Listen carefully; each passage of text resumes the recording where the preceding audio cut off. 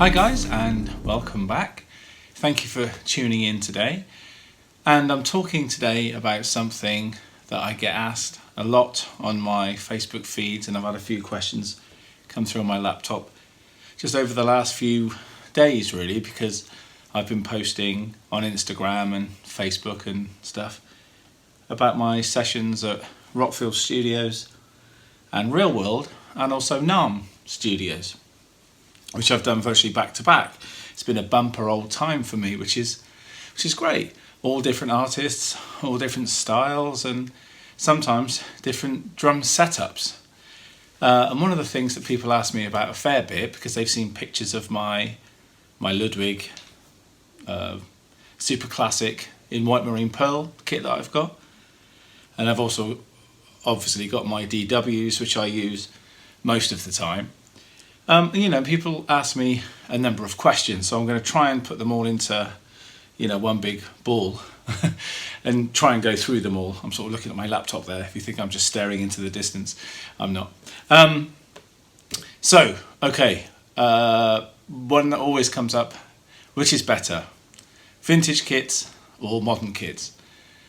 And I don't think you can really, you can't really say one is better than the other, because they're different.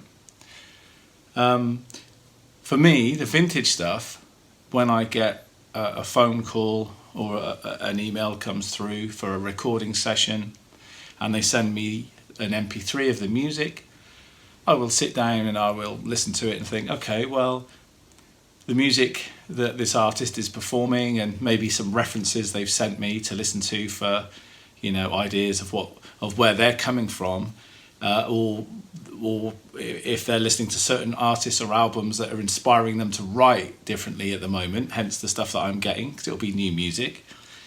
I will go through that, and I think clearly it needs to be a vintage kit. Again, it depends on the style or what we're talking about, but just grabbing these things out the air, that's what I'll start to think. So for certain phone calls or emails that follow, I will say, hey, love the music, like where you're going with this, I dig your references and all that, and your sound, what I'm hearing in the samples that you've chosen to put on your drum track to send me, even if I must ignore the parts, which I usually do, and they say please ignore the parts, it's just me going boom, da, boom, boom, ba, or whatever, that's cool. I will say I think I can hear a vintage kit on this, rather than a modern setup.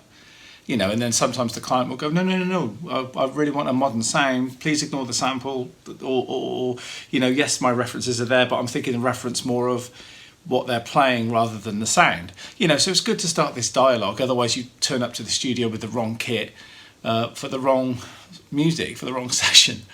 So sometimes I'll go, great, you've got a vintage kit, and sometimes they'll know, sometimes they won't, and I'll go, yeah, I've got this late 60s super classic Ludwig kit, and they go, magic, bring that'll be perfect. And I rock along and I play it and it sounds great. And then sometimes I've got a Ford S-Max, and it's quite big, you put all the seats down, I can get actually 2 or 3 kits in it quite easily. So I'll sometimes take some of my modern DW kit along as well, because sometimes, and here's the thing about the vintage and new, sometimes the vintage will have the character. You can't always quantify what that is. People come up with things like, it's a warm sound, it's a chocolatey sound, it's this, that, and the other. And it's all cool. I'm down with that, because people that know me know I speak in those ways, in colours and those kind of references. But sometimes you might think the bass drum is doing it through the mics. It's sounding great in the room, brilliant. But maybe my 13-inch rack tom on my Ludwig kit isn't quite cutting the mustard. So then I'll pick up my 13-inch DW, maybe put that on a snare stand, and all of a sudden, because of the way my 13 is on my Ludwig kit, it doesn't tune that well. I think I've said before, it sort of, it does a high sound, it does a mid sound and a low. If you want to go somewhere in between, it doesn't really do it. But it's a great drum. But yeah, whereas the 13-inch more modern DW will do anything I want it to. It hasn't just got like high, mid, low. It can do all those bits in between. So sometimes you end up with like a Frankenstein kit, which looks weird in the photograph for the session, but actually sounds amazing.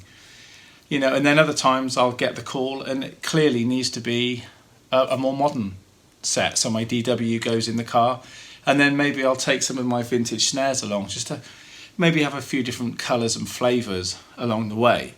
But very rarely will I take some of my toms from the vintage kit, which is over there, to a session that really requires a more modern sound.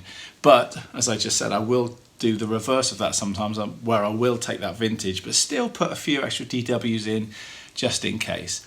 Now, that isn't saying that I think the DW is better, but hopefully my explanation of why I make these decisions, makes that clear.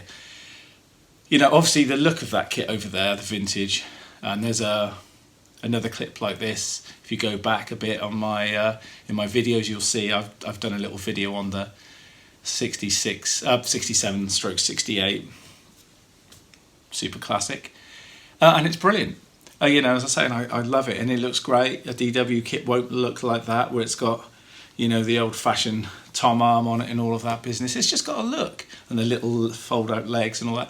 It's just great. It's a thing, and if an artist is buying into that, or an engineer or producer, and that has to be the thing, then that's cool. I will do it. But for me as a drummer, looking at the two kits, I know what that vintage kit can do. I know how far I can push it. And I know what my DW kit does, and that can do, I think, a lot more.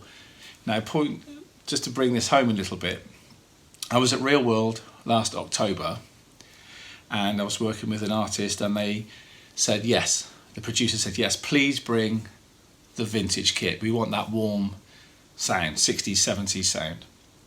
Great session. There's pictures of it on my Facebook and Instagram. And I'll post them here as well. You're probably looking at one right now. And it sounded great. Now, I worked with that same artist just last week, and we're doing more tracks for his album. We're compiling it slowly over time. And this time, the 3 songs or 4 songs he sent us, I could hear a more modern sound. So I spoke to Cameron Jenkins, who's a great engineer and producer, amazing ears, and I said, I really think I hear the DW on this cam, this time. And he was like, yeah, okay. And I sent him some references that I'd be listening to, some Glenn Campbell albums and so on. And I said, you know what, if I bring the same sizes, so obviously my Super Classic, we know what they're going to be, right? 22, 13, 16, though I've got an 18 floor as well. But so, the standard Classic 22, 13, 16, beautiful. I said, well, I want a bit of extra kind of depth in the toms. I want the sustain to last a bit longer than I can on my vintage kit. They said they tend to die a little bit quicker, and I want a bit more impact as well. So what I did, I basically tuned my DW 22, 13, 16 to sound the same as my Ludwig, which I think I've mentioned before in one of these. It's possible to do that. And of course, what I did get was more sustain in the toms, and I would also have that sort of tunability where I could go other places with them if I really needed to. So I got to Real World on the Wednesday or Tuesday. It was a 4 or 5 day session. Set it up, and I said to Cameron I would bring the Ludwig as well and put both kits in, but I didn't. I took a bit of a punt that I knew that it was going to be the other one, the DW. Sure enough, I put it in the room, set it up, put my DW snare on it as well, tuned down a bit so it sounds really fat with 3 Moon gels. And again, there's probably a picture of it right now as I'm talking to you. And it just sounded amazing. And as I say, it had the playability and instant sound of the 60s drum kit, but it just had more sustain in the notes, and I just had more confidence that I knew I could just take it to other places. And it was just wonderful. So you see, I'm one of these guys, if I was a collector, I'd probably just say vintage. And I don't know if I was like a weekend warrior that just adored DW or Mapex or whichever kit I was using, I would say that they were the best. So it depends on who you speak to. But, for me, as a very busy gigging session freelance drummer, I've got all these things, and I'm looking at my vintage snares and my Ludwig over there, and parts of my DW are there, and also at the studio. They're all tools for the trade, for my trade, So I need the right things at the right time. So if I need to put some vintage with some modern, or modern with some vintage, or all vintage, or all modern, then I do it. And sometimes, as I say, it'll be a Frankenstein setup, and it looks really weird, but it just sounds awesome. So I'm into the sound. I'm into the studio process, the thought process, listening.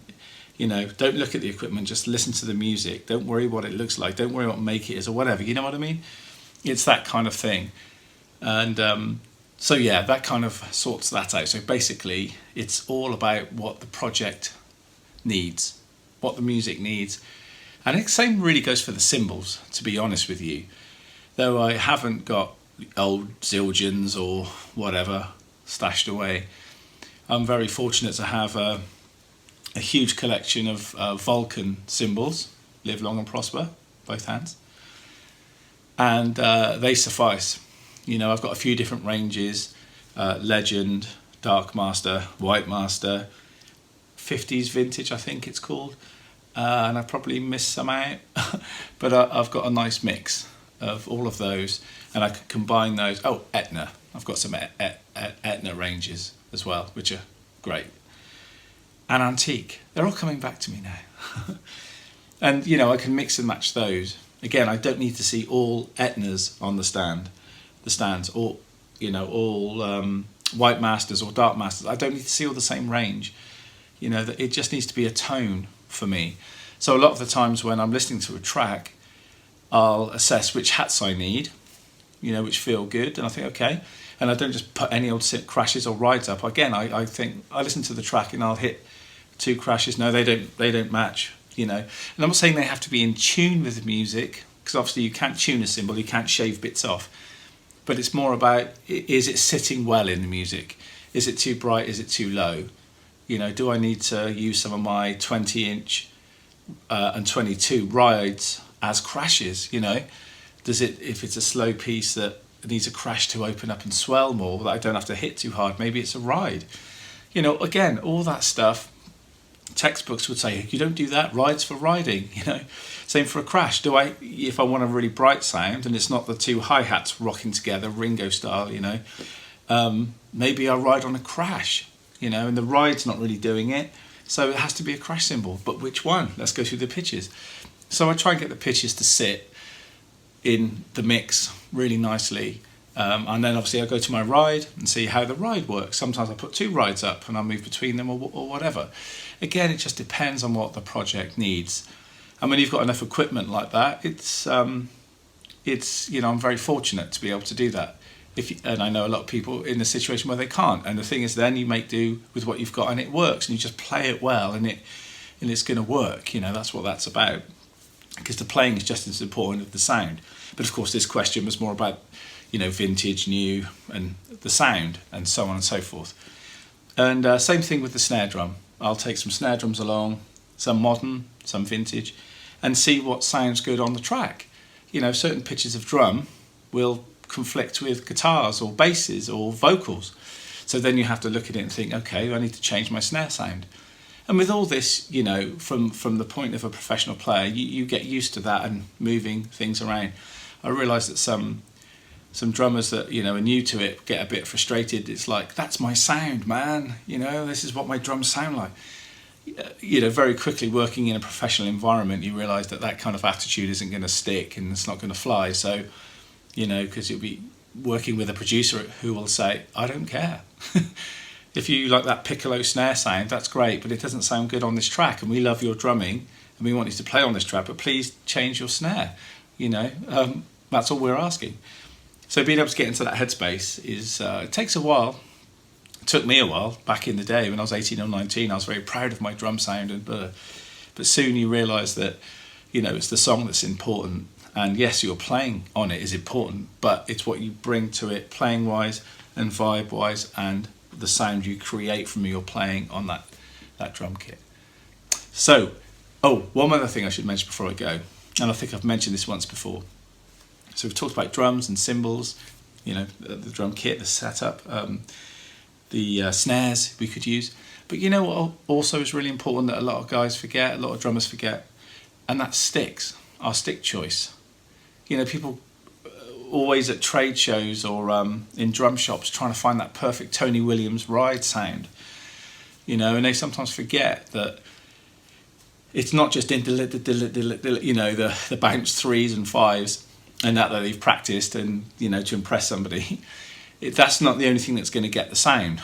That's the notes, but, you know, the sound is something different. So it depends on the ride cymbal, of course, but then it depends on the stick.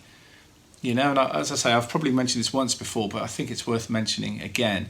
You know, sometimes I'll play with like a 5B on the snare drum and maybe a 7A on the hat, because the hat needs to be a bit lighter, or vice versa, you know. And same with bass drum beater, actually changing bass drum beaters up. All these things which seem small actually make a big difference when you're in the studio and you're tracking. You know, can I get more of a woody sound from that bass drum? Yeah, you can. Yeah, we can get it from tuning. We can get it from the type of heads that we use, and we can get it from the bass drum beater, and whether I leave the beater on the head or off the head. You know, so all those things become really important. The stick, obviously the drummer is the most important thing, but it's all to do with sound. So have a little experiment with all these different things, and I hope this has kind of answered the question about vintage and modern and why I use certain drums for certain sessions. You know, and also the fact that my DW kit, which I will do something on at some point, there's 2 bass drums, there's an 18-inch and a 22, and then tom-wise I've got 8, 10, 12, 13 rack toms, and then 14, 16, 18 floor toms, just to give me all the variations that I need, and a 13-inch wood snare, 13 by 5, and a 14 by 7 and a quarter, I think it is. And that gives me all the different colours and textures that I need.